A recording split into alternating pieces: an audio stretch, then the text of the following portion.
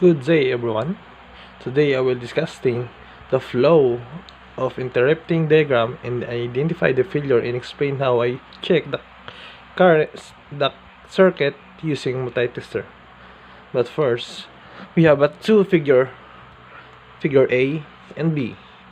Seems like figure A is complete and there is no failure, but the figure B is have some failure. To start, we have legend here.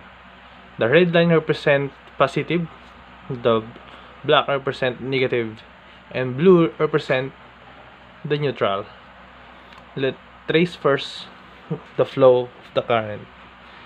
Positive goes to switch push button 1 rather. As you can see, the blue line represent neutral, which is there is no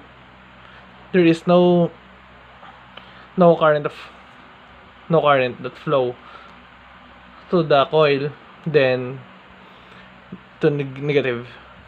As you can see also, positive to circuit relay 1 to 1, there is no connection between circuit relay 2 to 2 nor circuit relay 1 to 2.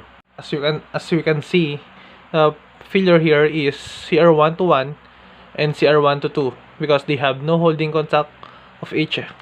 And aside of it, the push button 1 isn't open yet, so that the flow will not flow to the coil. Let's trace again, but the push button 1 is open, and then CR1 to 1, CR1 to 2 is gonna be have some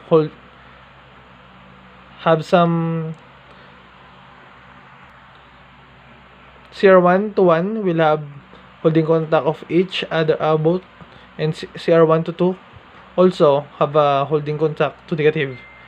So if the positive will flow to the push button 1, the push button 1 will open, goes to coil 1. The coil will energize, the flow of the current will go down to the CR12, goes to the motor, and CR1 from positive goes to CR1 to 1, goes to the relay circuit, goes to motor. The motor will energize it. So there you are. After we trace the flow of the current from positive to negative, while earlier the motor isn't energize it, but we fix it. We open the push button 1 while giving the CR1 to 1 some connecting, while giving them some contact so that the flow of current will flow to the motor and the motor will energize it. So let's use some multitester, but sorry for now I don't have some multitester. It's just giving some imaginary testing the failure of both CR1 to 1 and CR1 to 2. Positive to negative, we use always some polarity. So the polarity, the color red of the tester from the multitester will put here in positive, then a negative will put to the black. After putting them together, let's check. But first, let's check the power. Positive to negative multitester. Let's see if the positive and negative have some power supply. If there is, there will be some failure also from the power supply.